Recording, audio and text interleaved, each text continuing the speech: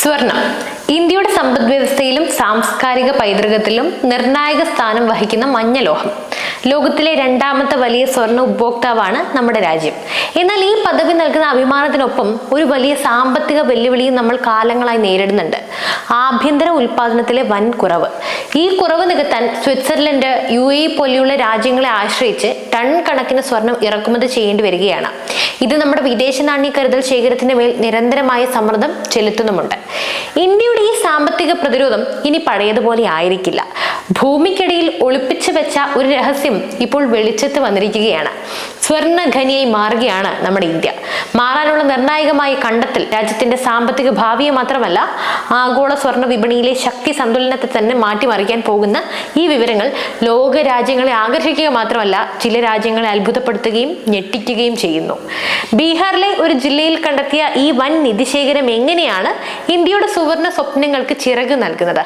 നിലവിലെ സ്വർണ്ണ ഉൽപാദനത്തിലെ അന്തരം എത്ര വലുതാണ്? ഈ പുതിയ നിക്ഷേപം രാജ്യത്തിന്റെ സാമ്പത്തിക വികസനത്തിൽ ചെലുത്തുന്ന ആഴത്തിലുള്ള സ്വാധീനം എന്തായിരിക്കും? ഇന്ത്യ ഇനി വൻ നേട്ടങ്ങൾ കൊയ്യുമോ?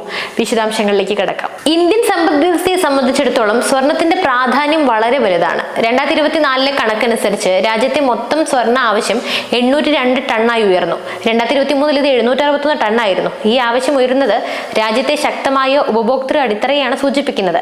എന്നാൽ ഈ ഭീമമായ ആവശ്യകത നിറവേറ്റാൻ നമ്മുടെ ആഭ്യന്തര ഉൽപാദനം ഒട്ടും പര്യാപ്തമല്ല. നമ്മുടെ ആഭ്യന്തര ഉൽപാദനത്തിന്റെ അളവുകൾ പരിശോധിക്കുമ്പോൾ സാഹചര്യം എത്രത്തോളം ഗൗരവമാണെന്ന് മനസ്സിലാക്കണം.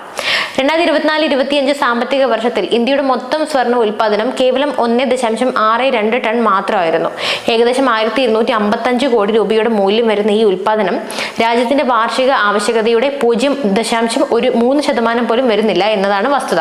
കർണാടകയിലെ ഹട്ടി ഗോൾഡ് മൈൻസ്, ആന്ധ്രാപ്രദേശ്, ജാർഖണ്ഡ് എന്നിവിടങ്ങളിലെ സർക്കാർ ഉടമസ്ഥതയിലുള്ള ഖനികളിൽ നിന്നാണ് ഈ തുച്ഛമായ ഉൽപാദനം നിലവിൽ ലഭിക്കുന്നത്. ഈ ഭീമമായ വിടവ് നികത്തുന്നതിനായി രാജ്യത്തിന് ആവശ്യമായ സ്വർണത്തിന്റെ 75%-ലധികവും ഇറക്കുമതി ചെയ്യേണ്ടി വരുന്നു. ഇത് രാജ്യത്തിന്റെ വാർഷിക വ്യാപാര കമ്മി വർദ്ധിപ്പിക്കുകയും രൂപയുടെ മൂല്യത്തിൽ സമ്മർദ്ദം ചെലുത്തുകയും ചെയ്യുന്നു. കൂടാതെ ആഭ്യന്തര വിപണിയിലെ സ്വർണത്തിന്റെ വിലയെ ആഗോള രാഷ്ട്രീയ സാമ്പത്തിക സാഹചര്യങ്ങൾക്ക് അനുസരിച്ച് മാറ്റാനായി ഇത് വഴിയൊരുക്കുന്നു.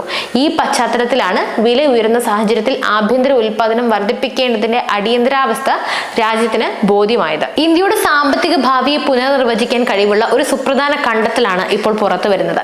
ജിയോളജിക്കൽ സർവേ ഓഫ് ഇന്ത്യയുടെ പതിവായിട്ടുള്ള ധാതുസമ്പന്ന പ്രദേശങ്ങളെ കണ്ടെത്താനുള്ള സർവേകൾ ബീഹാറിലെ ജമുയി ജില്ലയിൽ രാജ്യത്തെ ഏറ്റവും വലിയ സ്വർണ്ണ ശേഖരം കണ്ടെത്തുന്നതിൽ കലാശിച്ചു. കണക്കുകൾ സൂചിപ്പിക്കുന്നത് ഞെട്ടിക്കുന്നതാണ്. ഈ പ്രദേശത്ത് ഏകദേശം 222.8 ദശലക്ഷം ടൺ സ്വർണ്ണ അയിര് ഉണ്ടായേക്കാം എന്നതാണ് പ്രാഥമിക വിലയിരുത്തൽ. ഈ അളവിന്റെ പ്രാധാന്യം മനസ്സിലാക്കാൻ നമുക്ക് ദേശീയ കണക്കുകളൊന്ന് പരിശോധിക്കാം. 2015 ഏപ്രിൽ 1 നാഷണൽ മിനറൽ ഇൻവെന്ററിയുടെ റിപ്പോർട്ട് പ്രകാരം ഇന്ത്യയുടെ മൊത്തം സ്വർണ്ണ അയിര് ശേഖരം 501.83 ദശലക്ഷം ടൺ. അതായത് ബീഹാറിലെ ഈ ഒരൊറ്റ നിക്ഷേപം ഇന്ത്യയുടെ മൊത്തം സ്വർണ്ണ ശേഖരത്തിന്റെ പകുതിയിലേറെയും, അതായത് 44% ഉൾക്കൊള്ളുന്നത്. ഇന്ത്യയുടെ മൊത്തം സ്വർണ്ണ അയിര് ശേഖരത്തിന്റെ സംസ്ഥാന അടിസ്ഥാനത്തിലുള്ള വിതരണം ശ്രദ്ധേയമാണ്. ബീഹാർ 44%, അതായത് 1-ാം സ്ഥാനത്ത്. രാജസ്ഥാൻ 2-ാം സ്ഥാനത്ത് 25%. കർണാടക 3-ാം സ്ഥാനത്ത് 21%. ശേഷിക്കുന്ന 10% പശ്ചിമ ബംഗാൾ, ആന്ധ്രാപ്രദേശ്, ജാർഖണ്ഡ്, ഛത്തീസ്ഗഡ്, മധ്യപ്രദേശ്, കേരളം, മഹാരാഷ്ട്ര, തമിഴ്നാട് എന്നിവിടങ്ങളായി വ്യാപിച്ചു കിടക്കുന്നു. ഈ കണക്കുകൾ സർക്കാരിന്റെ രേഖകൾ അനുസരിച്ച് മറഞ്ഞിരിക്കുന്ന സ്വർണ്ണ ശേഖരത്തിന്റെ കാര്യത്തിൽ ബീഹാറിനെ 1-ാം സ്ഥാനത്ത് പ്രതിഷ്ഠിക്കുന്നു. നിലവിൽ കർണാടകയാണ് ഏറ്റവും വലിയ ഉൽപാദകരെങ്കിലും കോലർ ഹട്ടി ഖനികളിൽ നിന്ന് ഈ ഖനികൾ പലതും അടച്ചിട്ടിരിക്കുന്ന സാഹചര്യത്തിൽ ബീഹാർ ഈ രംഗത്തേക്ക് കടന്നു വരുന്നത് ഒരു സ്വർണ്ണ വിപ്ലവത്തിന് വഴിയൊരുക്കും. ബീഹാറിലെ സ്വർണ്ണ ഖനനം യാഥാർത്ഥ്യമാവുകയും അത് പൂർണ്ണ ശേഷിയിൽ പ്രവർത്തിക്കുകയും ചെയ്താൽ ഇന്ത്യയുടെ സാമ്പത്തിക രംഗത്തും ആഗോളതലത്തിലും അത് വൻ പ്രത്യാഘാതങ്ങൾ സൃഷ്ടിക്കും. ഇന്ത്യ ഇനി വൻ നേട്ടങ്ങൾ കൊയ്യുമെന്ന കാര്യത്തിൽ സംശയമേ ഇല്ല.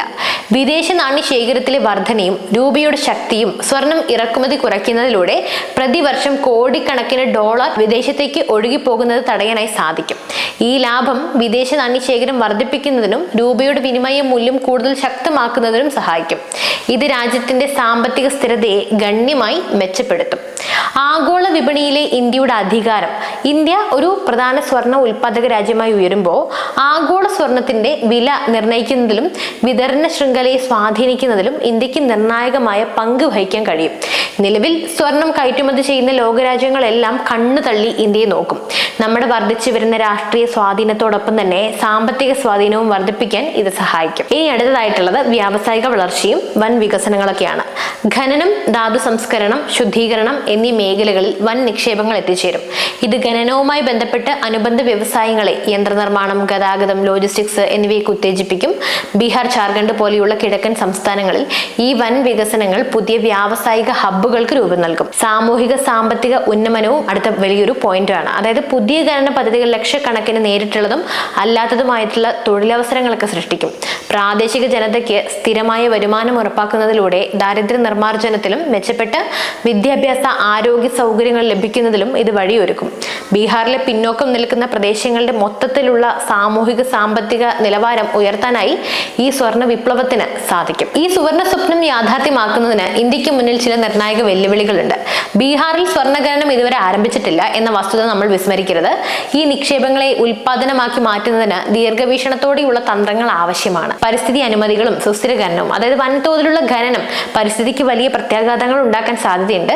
അതുകൊണ്ട് തന്നെ കർശനമായ പാരിസ്ഥിതിക നിയന്ത്രണങ്ങളും ആധുനിക സാങ്കേതിക വിദ്യകൾ ഉപയോഗിച്ചിട്ടുള്ള സുസ്ഥിര ഖനന രീതികളും അവലംബിക്കേണ്ടതുണ്ട്. പ്രദേശവാസികളുടെ ആശങ്കകൾ പരിഹരിച്ചുകൊണ്ട് സുരക്ഷിതമായ ഖനനം ഉറപ്പാക്കണം. സാങ്കേതികവും മൂലധനപരവുമായ നിക്ഷേപം, അതായത് സ്വർണ്ണ അയിര് വേർതിരിച്ചെടുക്കുന്നതിനും സംസ്കരിക്കുന്നതിനും അത്യാധുനികവും കാര്യക്ഷമവുമായ സാങ്കേതിക വിദ്യ ആവശ്യമാണ്. ഇതിനുവേണ്ടി ആഗോളതലത്തിൽ പ്രവർത്തിക്കുന്ന വൻകിട ഖനന കമ്പനികളിൽ നിന്നും നേരിട്ടുള്ള വിദേശ നിക്ഷേപം ആകർഷിക്കാൻ സർക്കാർ നയങ്ങളിൽ കൂടുതൽ ഉദാരത നൽകേണ്ടി വരും.